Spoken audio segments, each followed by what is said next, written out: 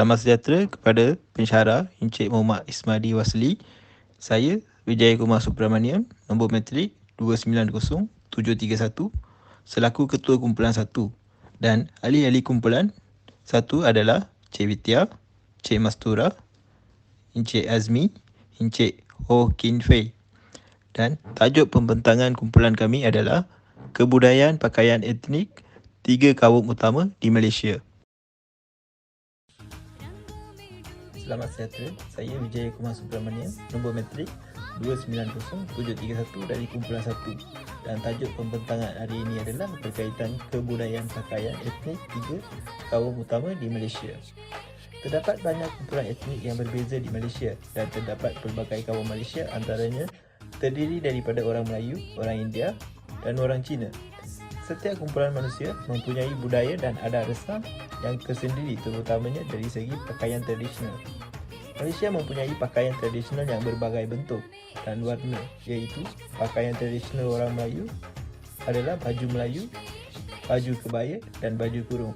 Pakaian tradisi masyarakat Cina adalah Cheongsam dan Samfu, manakala pakaian tradisi orang India adalah sari dengan dhoti. Nilai-nilai budaya dan gaya adalah merupakan elemen untuk panduan bagi keseluruhan sesuatu penampilan yang khususnya di dalam proses analisis visual. Perubahan sesuatu penampilan dalam pakaian membentuk perubahan sosial dan budaya di dalam sesebuah masyarakat di Malaysia. Pakaian tradisi masyarakat Melayu. Malaysia merupakan sebuah negara yang memiliki masyarakat majmuk mempunyai 3 etnik yang utama, iaitu Melayu, Cina dan India. Majoriti populasi penduduk yang menetap di Malaysia merupakan kaum Melayu.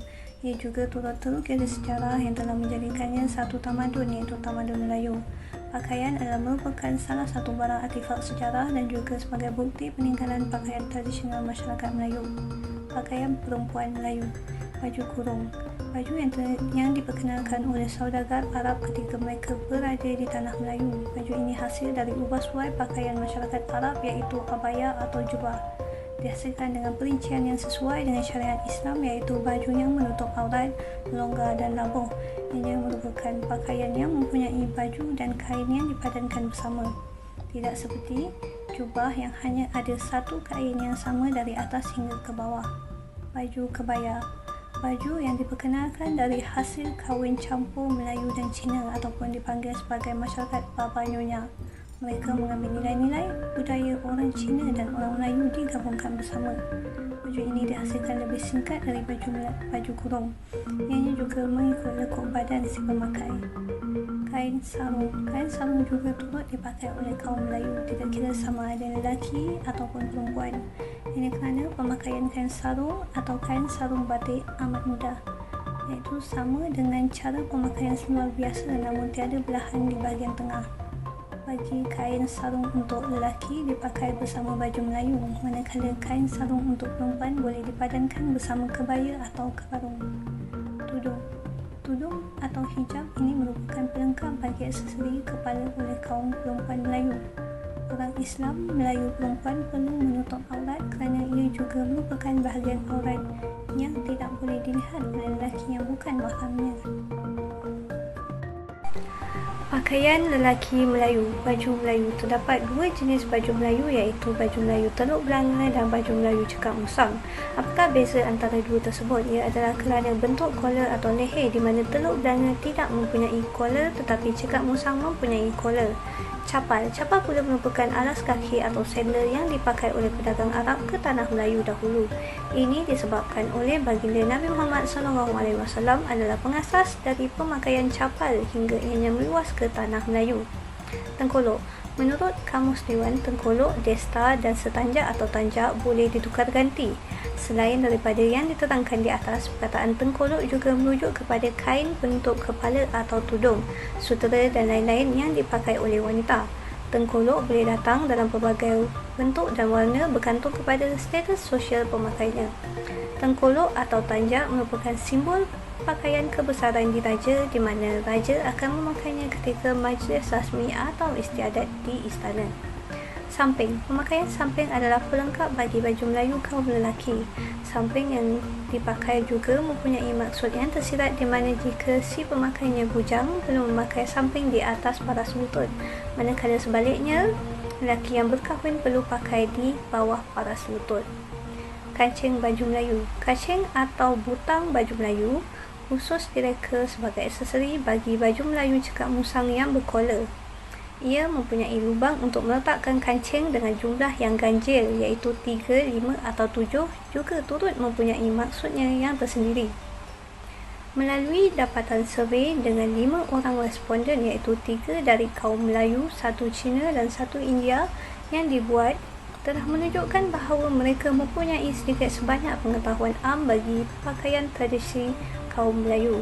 Mereka juga turut mempunyai semangat dalam mempromosikan pakaian kaum Melayu di peringkat Malaysia maupun antarabangsa.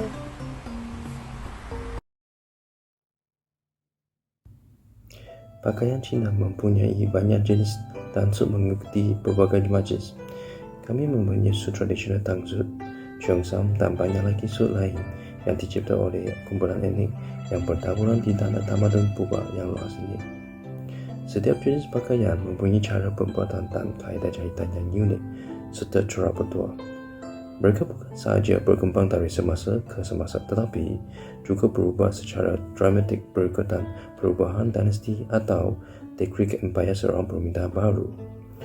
Tidak ada pakaian Cina yang tipikal, walaupun hari ini jika mana-mana gaya pakaian melambangkan Cina, ia akan menjadi cheongsam atau memanggilnya qipao yang telah berkembang daripada pakaian purba ini, minoriti Manchu. Cheongsam popular kerana ia sangat sesuai dengan figura wanita Cina dan mempunyai garisan ringkas dan kelihatan elegan. Ia sesuai dipakai sepanjang tahun untuk golongan muda dan tua, dan ia boleh sama ada panjang atau pendek. Cheongsam dan tangsut diiktiraf di seluruh dunia dan telah memberi inspirasi kepada banyak adaptasi asing kerana garisan yang ringkas namun eksotik. Ia popular dipakai di Malaysia sebagai pakaian pengantin secara tradisinya berwarna merah. Cheongsam biasanya disulam dengan reka bentuk emas dan perak yang rumit. Pengantin perempuan di Malaysia memakai qipao atau nama pakaian dua helai Qinghua atau Kua yang dihiasi dengan corak naga emas dan burung phoenix. Naga dan phoenix Kua adalah pakaian perkahwinan tradisional yang digemari oleh pengantin Cina dan pada masa kini. Selamat sejahtera. Nama saya Vidya Balakrishnan, nombor matrik 290783, ingin membentangkan tentang pakaian tradisi Hindu. Gaya pakaian benua India, terutamanya dalam kalangan Tamil, Hindu dan Punjabi di Malaysia, muncul ketika kehadiran orang India di Tanah Melayu. Pakaian tradisi Hindu perempuan, patu pawadai, merupakan pakaian tradisi yang biasanya dipakai oleh kanak-kanak perempuan yang berumur 3 hingga 12 tahun. Ia diperbuat daripada kain dan mempunyai bahagian atas seperti blaus dan skirt. Pawadai adalah sejenis skirt yang melengkung dari pinggang hingga ke hujung kaki dan ia biasanya dibuat daripada sari. Seterusnya, pawadai davani sering dipakai oleh gadis yang berumur 13 hingga 18 tahun. Pakaian ini biasanya dipakai oleh gadis yang telah mencapai akil balik serta dipakai semasa upacara istimewa bagi penghormatan kepada mereka. Pakaian tradisi Hindu yang seterusnya adalah salwar kamis, yang merupakan pakaian yang sering dipakai oleh warga Hindu kerana ia lebih selesa untuk dipakai. Salwar kamis atau lebih popular dipanggil sebagai baju Punjabi memiliki baju yang panjang dan dilengkapkan bersama seluar panjang yang mengikuti bentuk kaki. Dupatta juga sering digayakan apabila memakai pakaian salwar kamis dengan meletakkannya di bahu si pemakai. Seterusnya, sari merupakan jenis pakaian yang paling elegan yang dipakai oleh warga-warga Hindu di Malaysia. Perkataan sari iaitu seleng berasal daripada perkataan Sanskrit yang dikenali sebagai satika. Terdapat pelbagai gaya sari berlipat iaitu gaya kordagu, gaya Malayali, gaya Bengali dan sebagainya.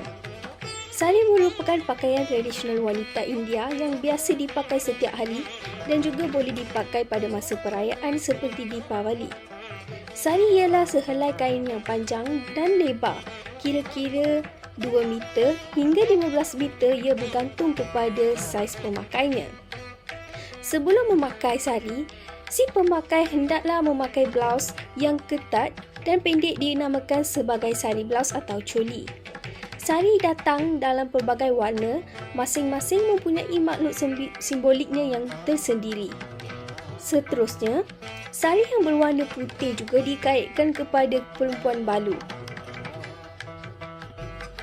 Untuk kaum India lelaki pula, dhoti merupakan pakaian tradisi Hindu yang memerlukan tenunan benang kapas atau benang silk dan kainnya mesti berwarna putih, kuning pudar atau kuning susu.